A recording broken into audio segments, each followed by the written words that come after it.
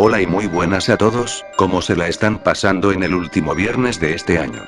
No puedo creer que el año se fue tan rápido, pero bueno, espero que se la estén pasando bien, y hoy por qué no finalizar el año, con este último capítulo de este año de historias de terror, pero antes los últimos saludos de este año, y son para los usuarios. Kyle Broflovsky. Isaac Navarrete. Un saludo y un abrazo, de aquí hasta donde estén. Bueno, ahora sí pasamos al vídeo, espero estén cómodos, porque empezamos.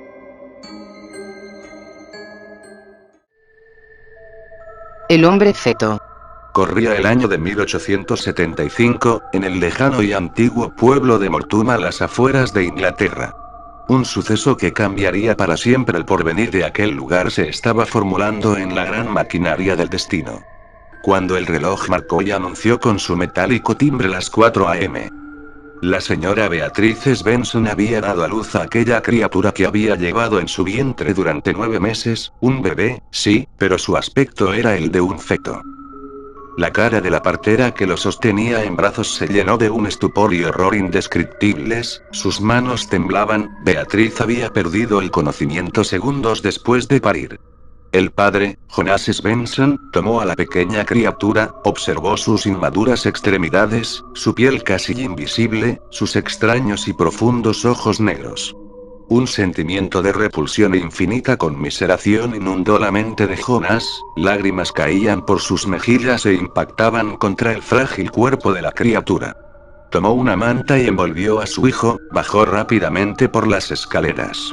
Parecía que una extraña determinación movía sus acciones, abrió la puerta, dirigió sus pasos hasta los establos, ensilló su caballo y partió. En la negrura de la noche solo se escuchaba a lo lejos el cabalgar, su figura se había desvanecido. El alba comenzaba a dejarse ver, Jonas se encontraba parado frente a la puerta de una vieja cabaña.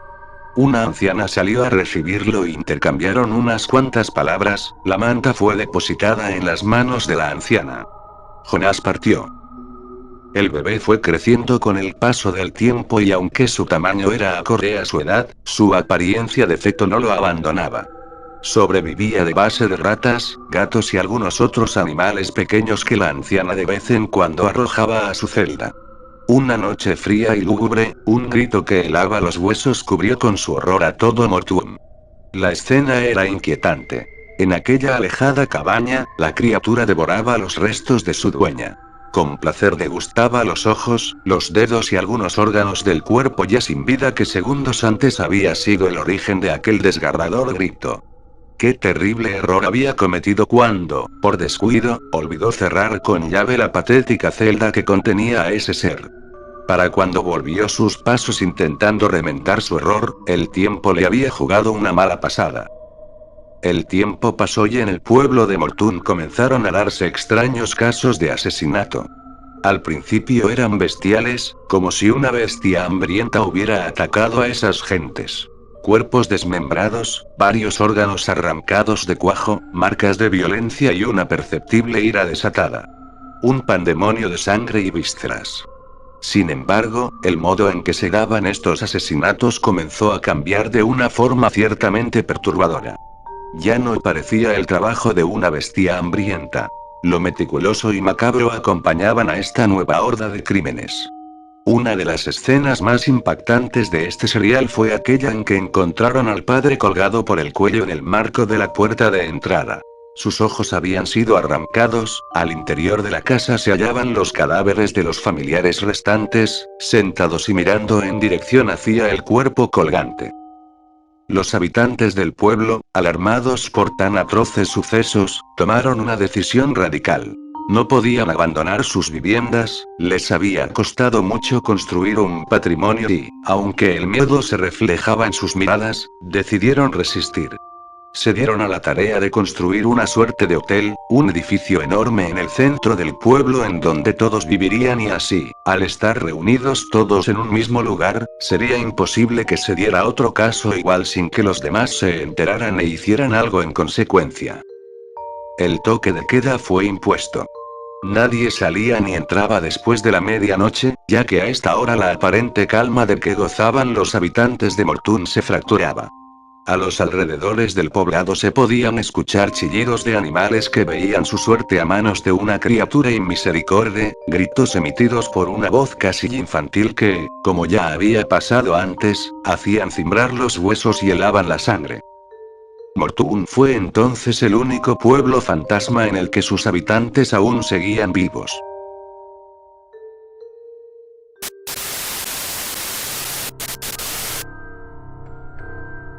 ¿Sigues jugando? Tenía frío, los pies no le respondían, las manos las movía con mucha dificultad intentando abrir la puerta. Las sombras se acercaban y con ellas la temperatura bajaba. Ingrid forzó la puerta hasta que después de unos segundos ésta se abrió. Al intentar dar un paso, Ingrid se dio cuenta que estaba paralizada, no se podía mover. Delante de ella había un camino que llevaba a su salvación, pero ya era demasiado tarde. Las sombras la rodearon, arañaban su piel con unas garras invisibles y afiladas. Fuertes zumbidos se convertían en una palabra al llegar a oídos de Ingrid. No caminaba pero se movía, la puerta se alejaba, intentaba retroceder, pero solo consiguió caer al suelo. Las sombras la estaban engullendo. Ya no tenía fuerza. Solo podía llorar aún sabiendo que nadie lo oía y de que con su miedo alimentaba a aquellos seres inmundos.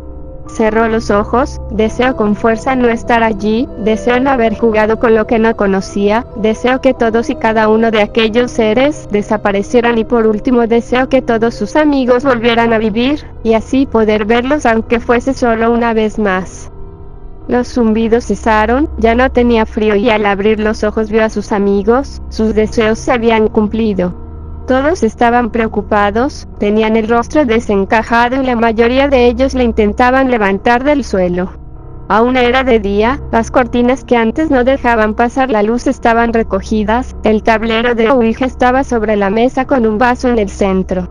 Ingrid aún no comprendía qué había sucedido, según sus amigos, se había desmayado al tocar el vaso, pero ella solo recordaba haber llegado a la cabaña para pasar el fin de semana y después haber jugado un juego que había causado la muerte de sus amigos y casi la suya. Al caer la noche todos se fueron a dormir. Ingrid, la última en subir al segundo piso por el miedo que le causaba cerrar los ojos y volver a estar atrapada por aquellos seres, sintió que algo la miraba, que algo la rodeaba. La luz del segundo piso estaba encendida, así que después de tranquilizarse y mentalizarse que solo había sido una absurda sensación, apagó la luz y dejando la puerta entornada de su habitación, se acostó en la cama con la intención de dormir. No conseguía conciliar el sueño ya que cualquier sonido la asustaba, al girarse se asustó de su propia imagen reflejada en un espejo. Al cerrar los ojos, por fin consiguió dormirse. Las sombras volvieron, la atrapaban, el frío volvió a invadir su cuerpo, un escalofrío, un grito y de un salto se despertó. Ya volvía a estar despierta nuevamente. Un escalofrío invadió su cuerpo al oír un ruido. Al mirar hacia la puerta vio que la puerta de la habitación estaba abierta de par en par, y que la luz del pasillo estaba encendida. Ingrid se levantó del todo, y al sentir que su instinto le decía que no. Al presionar el interruptor la bombilla estalló. Ingrid sintió la necesidad de bajar al piso de abajo a ver si alguien había ido a ver la tele y había dejado la luz encendida. Bajó las escaleras con cuidado. Los escalones crujían a su paso, cosa que la asustaba y hacía que su corazón latiera más rápido de lo habitual. Aunque tenía frío, estaba sudando. Cuando llegó al último escalón no pudo aguantar la tentación de volver a su habitación, pero un extraño impulso de valentía lo impidió. Una vez abajo, Ingrid decidió ir al comedor por si había alguien. Para llegar a la estancia, tenía que cruzar un largo pasillo, una acción que hizo temblar todo su esqueleto. Tenía la camiseta empapada de sudor y eso le incomodaba. Al llegar al comedor pudo ver que no había nadie más que ella despierta. Al girar para volver a su habitación vio un pequeño haz de luz que provenía de la cocina. Al llegar a la pequeña estancia, donde aún quedaban los restos de la cena, vio una linterna encendida sobre una pequeña mesa redonda. Ingrid cogió la linterna y al oír un ruido, su corazón se disparó y corrió hasta llegar nuevamente al comedor donde había más luz. Al llegar al comedor vio a todos sus amigos sentados alrededor del tablero de Ouija. Cada uno de sus amigos tenía el dedo índice sobre un vaso que no hacía movimiento alguno. ¿Qué hacéis a estas horas levantados?, preguntó Ingrid. No hubo respuesta alguna, solo un frío silencio. Ingrid se acercó a ellos y les pidió que no bromearan, pero ninguno de ellos se inmutó. A punto de llorar, se acercó lo suficiente para ver cómo el vaso se empezaba a mover, señalando poco a poco un conjunto de letras. Al cabo de un rato, la palabra que formaban las letras era: juguemos. Sus amigos dejaron de mirar el tablero de Ouija para mirar a Ingrid con los rostros desencajados y con unas miradas que le congelaron la sangre. Ingrid retrocedió unos pasos instintivamente y entonces vio como sus amigos se abalanzaron sobre ella. Al llorar y cerrar los ojos sintió una extraña tranquilidad, hasta sentir de nuevo unos extraños zumbidos. Los zumbidos cobraron significado y el frío y el miedo volvieron a invadir el cuerpo de Ingrid. Sus amigos se habían convertido en las sombras, y lo último que pudo sentir fue cómo esos seres le atravesaban con sus garras la piel, matándola poco a poco. Esperando que eso fuera más que una pesadilla, se desmayó por el dolor. Las familias estaban muy preocupadas porque llevaban sin ver a sus hijos más de una semana. Al llamar a la policía, estos acudieron a la dirección de la cabaña enseguida. Uno de ellos, al tocar la puerta, vio que estaba abierta. Al entrar vio que todo estaba ordenado, teniendo en cuenta que era una cabaña de unos adolescentes. Al cruzar un pasillo y llegar a una gran estancia, un escalofrío inundó su cuerpo. Había una chica con la piel hecha jirones y un conjunto de chicos sentados alrededor de un tipo de tablero. Cada chico tenía las manos llenas de sangre, y con uno de los dedos, el único que no estaba lleno de sangre, tocaban un vaso que se encontraba encima de un pequeño papel. El policía abrió el papel doblado y únicamente había 2 palabras escritas: Game Over.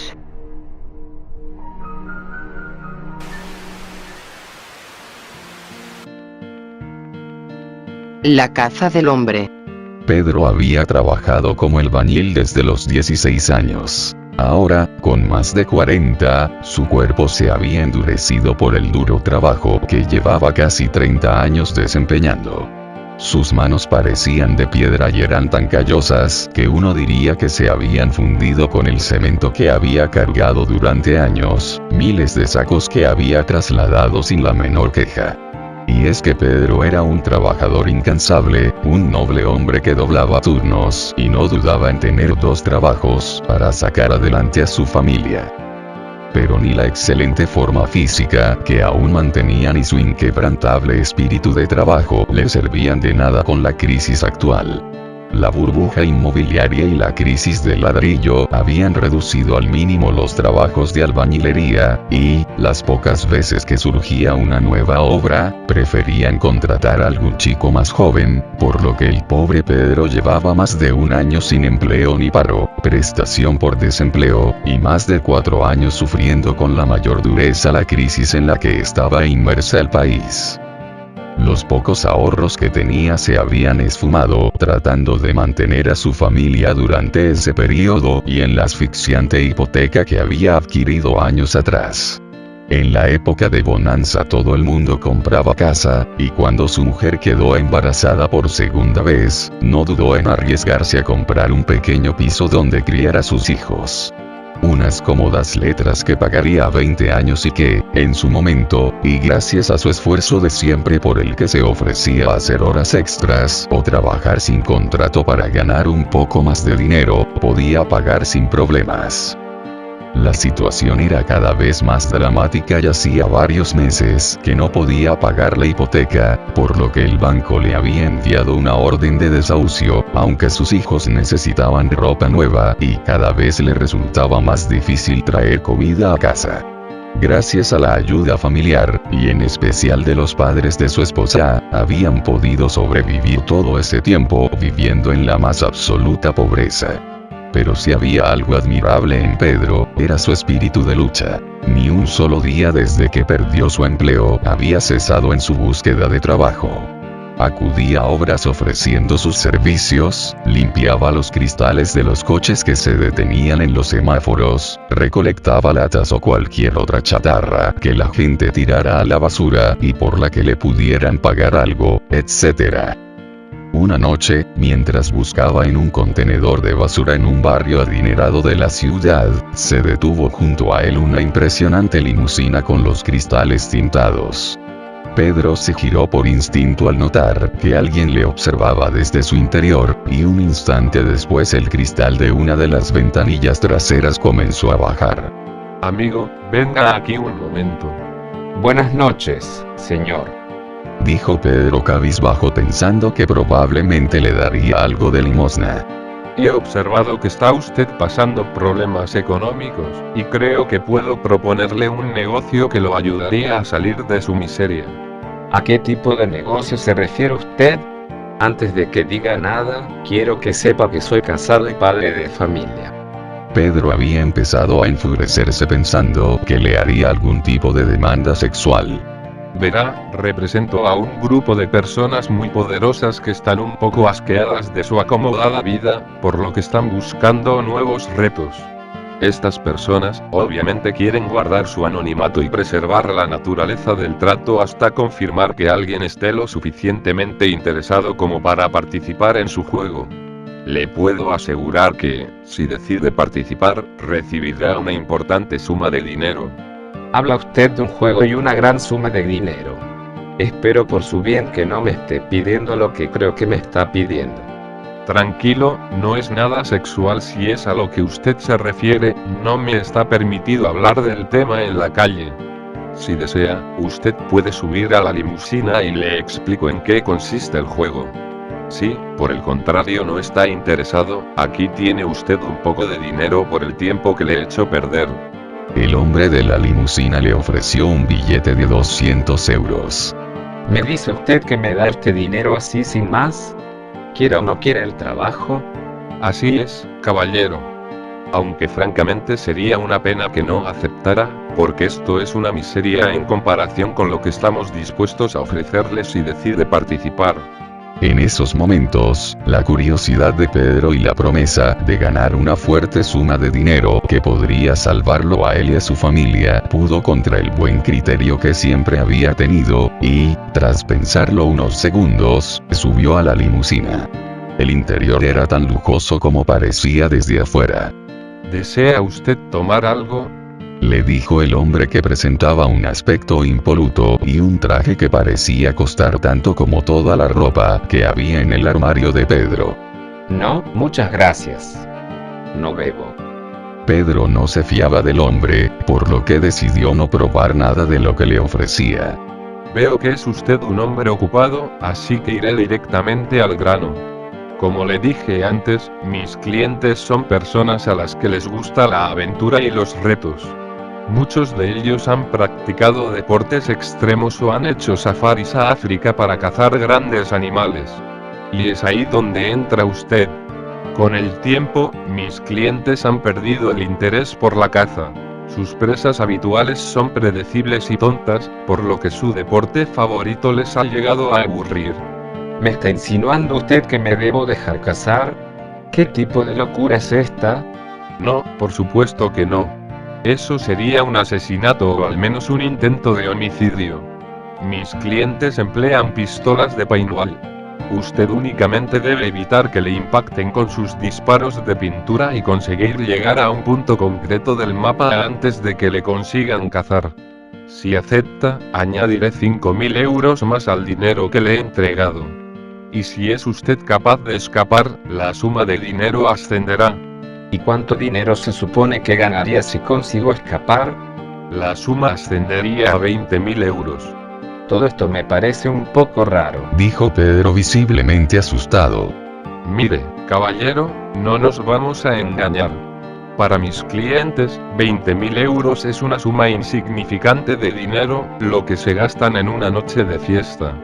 Si desconfía del trato, puede usted bajarse ahora mismo del coche, irse con sus 200 euros y arrepentirse toda la vida por no aceptar este trato que le cambiaría la vida. Pedro quedó pensativo por unos segundos. Está bien, trato hecho, pero deberán pagarme 10.000 por participar y 25.000 si gano, dijo Pedro. Con ese dinero, podré saldar mi hipoteca y comprarles un pequeño regalo a mi mujer e hijos. Veo que no me he equivocado con usted, es todo un luchador. Permítame hacer una llamada a mis clientes y empecemos con el juego. ¿Cómo? ¿Ahora mismo? Debo avisar a mi mujer que llegaré tarde. Me temo, amigo, que no dispongo de ese tiempo. Y, como le comenté antes, mis clientes quieren que la naturaleza de su juego sea secreta. Imagínese que se presentara a la prensa, la imagen de estas personas tan poderosas podría verse dañada. Le prometo que una vez finalice el juego le permitiré llamar a su esposa para que no se preocupe. Además, seguro que cuando llegue con el dinero le perdonará por no dormir en casa hoy. A lo que sí me veo obligado es a hacerle firmar este contrato en el que usted se compromete a no revelar a nadie, y eso incluye a su esposa, de dónde ha obtenido el dinero. El hombre le entregó un papel en el que Pedro eximía de toda responsabilidad a los jugadores por el daño físico que pudiera sufrir mientras participaba en el juego, como torceduras, caídas o golpes. Asimismo se comprometía a no revelar el origen del dinero ni la identidad de los participantes, bajo multa de varios miles de euros. Todo parecía haber sido escrito por uno de esos abogados pedantes que saben dar buen uso de la letra pequeña. Pero Pedro estaba tan desesperado por su situación económica, que no vio otra posible salida. Debía aceptar aunque todo esto le olía un poco mal. Tras realizar la llamada, el hombre indicó al chofer de la limusina unas coordenadas, y pocos minutos después el vehículo abandonó la ciudad y se dirigió hacia una zona rural. Una hora después, se detuvieron junto a una cabaña en mitad del monte. Allí había al menos una docena de vehículos todoterreno de gama alta y un grupo de personas con las típicas máscaras de paintball que Pedro rápidamente reconoció como los cazadores que participarían en la caza. La mayoría tenían un cuerpo gordo y rechoncho que los trajes de camuflaje que llevaban no podían disimular. Para sus adentros, Pedro pensó que eso sería trabajo fácil. Probablemente, esos ricachones no habían practicado deporte en su vida, y, 10 minutos después de empezar la caza, ya estarían con la lengua de fuera. El hombre que había reclutado a Pedro comenzó a hablar en voz alta. Amigos, préstenme atención. Les presento a Pedro, nuestro participante de hoy. Les aviso que es todo un luchador.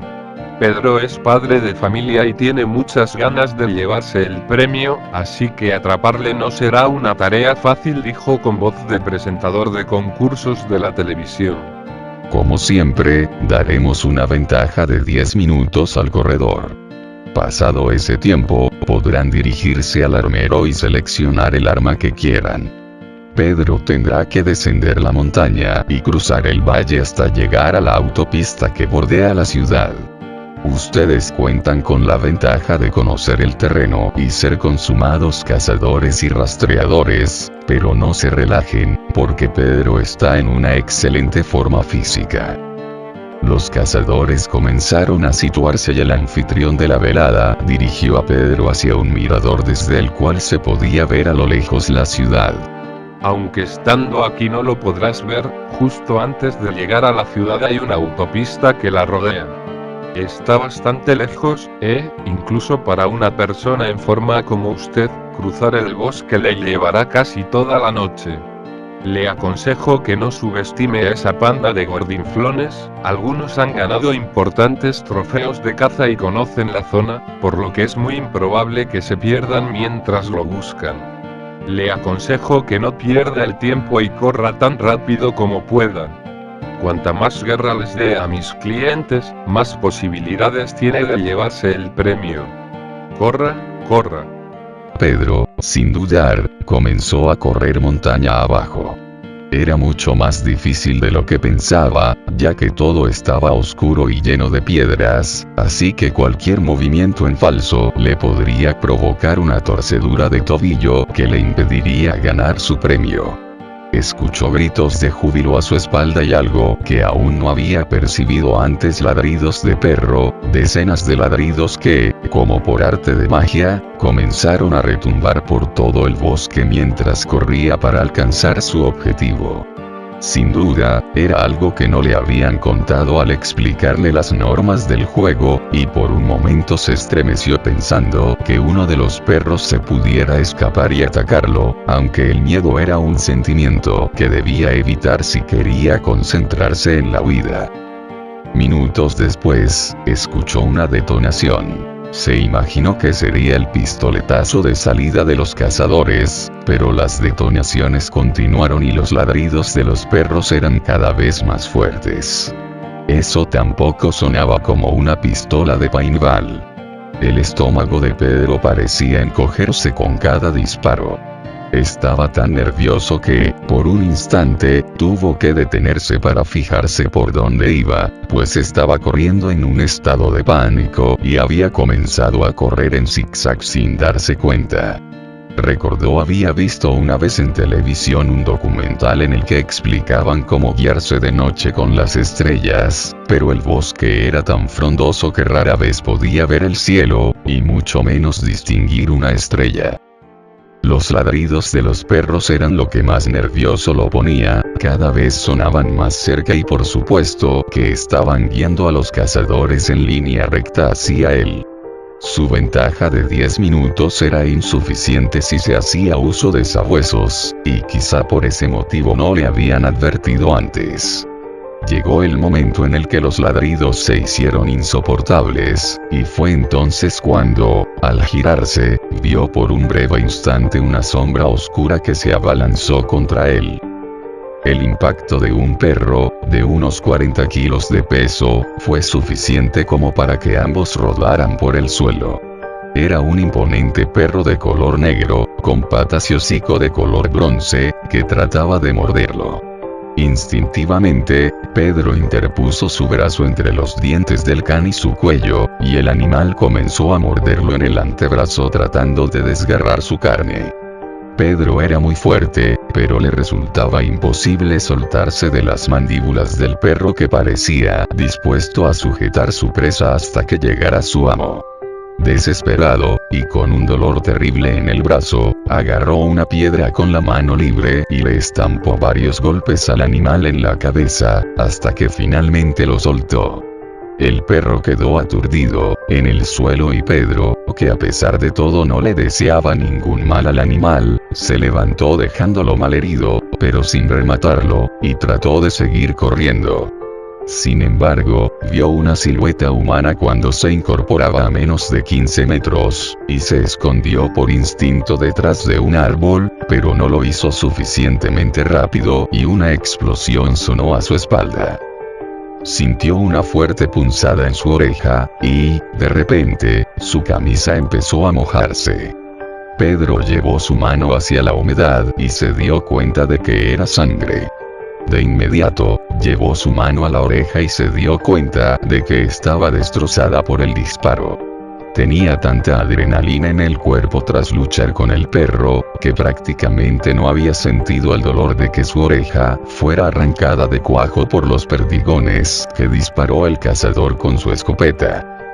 Pero pese a no sentir dolor, lo que sí sintió fue un miedo terrible, pues los cazadores estaban usando munición de verdad y parecían fuertemente armados.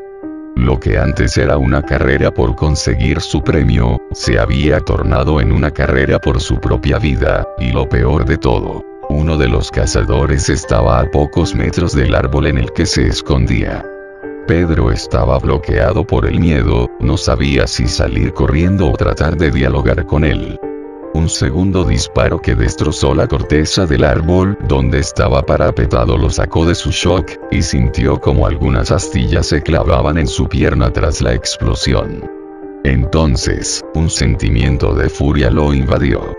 Sin pensárselo dos veces, se abalanzó contra el cazador, quien en ese momento estaba recargando su arma habiendo subestimado el espíritu de lucha de Pedro.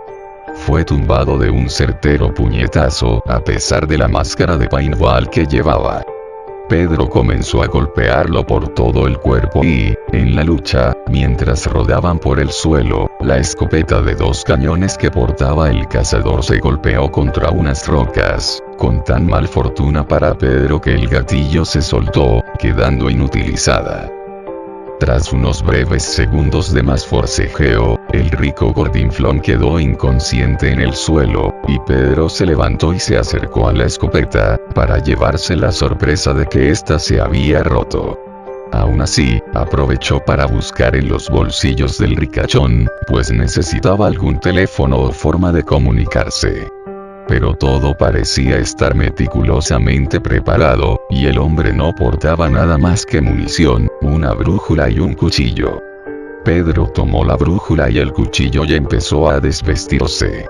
Sin duda, los perros podían rastrearlo por el olor de sus ropas, así que se desnudó y se puso el pantalón de camuflaje del hombre al que había dejado inconsciente. Dejando todas sus ropas junto al cazador cazado, comenzó nuevamente a correr, esta vez siguiendo las indicaciones de la brújula y pudiendo evitar zigzaguear y correr en círculos. Cuando había recorrido apenas unos metros, escuchó de nuevo a los perros. Se trataba de toda una jauría que, siguiendo el olor de sus ropas puestas en el cazador, se abalanzó sobre el hombre que aún se encontraba inconsciente. Los gritos de dolor del ricachón cruzaron todo el bosque cuando 6 perros comenzaron a despedazarlo vivo confundiéndolo con la presa. Entonces, un par de detonaciones más hizo el silencio. Una pareja de cazadores había llegado al lugar, aunque demasiado tarde, puesto que su compañero de aventuras yacía muerto, con el cuello destrozado por el mordisco de un perro y con la mitad de las tripas fuera del cuerpo. Pedro continuó corriendo sin parar. Los perros ya no ladraban, era como si el trágico incidente hubiera finalizado la búsqueda. Desde luego, no estaba dispuesto a regresar para reclamar su premio. 20 minutos después, y cuando ya comenzaba a amanecer, Pedro observó entre los árboles unas luces que cruzaban a toda velocidad. No dudó ni por un instante y corrió hacia la carretera que simbolizaba su salvación, aunque al llegar allí se quedó petrificado. Buenos días, Pedro, dijo el hombre que lo había contratado mientras le apuntaba con una pistola. Nunca nadie había llegado hasta aquí, es impresionante tu fortaleza y tu capacidad de adaptarte. Nadie diría que es la primera vez que participas, pero claro, es imposible que hubieses jugado antes. Como te estarás imaginando, nadie puede escapar. Imagínate que nuestro secretito se divulgase. Eso sería el fin de mi negocio. Pedro estaba agotado y casi no tenía fuerzas para correr, pero aún así se giró y trató de internarse nuevamente en el bosque. 2 detonaciones sonaron a su espalda. Ambos disparos impactaron en su cuerpo y Pedro cayó al suelo con el pulmón perforado, escupiendo sangre e incapaz de respirar. Lo último que escuchó fueron unos pasos que se acercaban. Un tercer disparo en la cabeza acabó con su vida. Julián, gritó el promotor del evento llamando al chofer. Ayúdame a meter a este en el maletero. Uf, este casi se nos escapa. Si no llega a ser por el GPS que lleva cada brújula, podría estar contando todo en una comisaría ahora mismo, dijo el chofer mientras sujetaba de las axilas el cadáver de Pedro. Sí, pero no hay mal que por bien no venga. Cuando se corra la voz entre los ricachones de que el ministro ha muerto en una cacería, empezarán a hacer cola para participar. Son tan idiotas que nos pagarán el doble sin rechistar por sentir el plus de adrenalina.